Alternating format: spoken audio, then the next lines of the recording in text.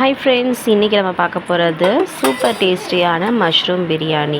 மார்னிங்க்கு லஞ்சுக்கு ப்ரிப்பேர் பண்ணுற மஷ்ரூம் பிரியாணி ரொம்ப குயிக்காக பண்ணிடலாம். ஃபர்ஸ்ட் ஒரு குக்கர் எடுத்துக்கோங்க. அதில் கொஞ்சம் தாராளமாக எண்ணெய் ஊற்றி கொஞ்சம் ஸ்பைசஸ் எல்லாம் போட்டுக்கோங்க.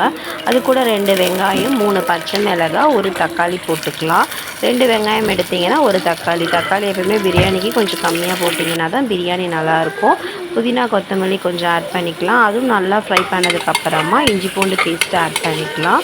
இஞ்சி பூண்டு பேஸ்ட்டு ஆட் பண்ணதுக்கப்புறமா தனியா பவுடர், மஞ்சத்தூள், மிளகாத்தூள், கரம் மசாலா இது எல்லாத்தையும் போட்டு நல்லா வதக்கி எடுத்துருங்க. இந்த ஸ்டேஜ்லேயே நீங்கள் கொஞ்சமாக தயிர் ஆட் பண்ணுறதா இருந்தால் ஆட் பண்ணிக்கலாம். பட் நான் லாஸ்ட்டாக தான் ஆட் பண்ணுறேன். ஸோ அது இதெல்லாம் நல்லா மிக்ஸ் ஆனதுக்கப்புறமா மஷ்ரூமை சின்னதாக கட் பண்ணியிருக்கேன். அது மேலே இருக்க தோல் எல்லாம் ரிமூவ் பண்ணிவிட்டு மஷ்ரூமும் கூடவே உருளைக்கிழங்கும் ஆட் பண்ணியிருக்கேன்.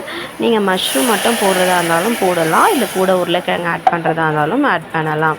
இதுக்கப்புறமா தேவையான அளவுக்கு தண்ணி ஆட் பண்ணிவிடுங்க. நம்ம நார்மலாக வீட்டில் செய்கிற மாதிரி இருந்தீங்க அப்படின்னா நல்லா தண்ணி கொதி வந்ததுக்கப்புறமா அரிசி போட்டுடலாம். பட் இப்போ நம்ம லஞ்சுக்கு ப்ரிப்பேர் பண்ணுறதுனால கொஞ்சம் குயிக்காக பண்ணணும் இல்லையா, அதுக்காக நம்ம தண்ணி கூட அரிசி ஆட் பண்ணிவிட்டு லாஸ்ட் ஸ்டேஜில் கொஞ்சமாக தயிர் ஆட் பண்ணி நல்லா மிக்ஸ் பண்ணிவிடுங்க. மிக்ஸ் பண்ணி விசில் வச்சு மூடிடுங்க.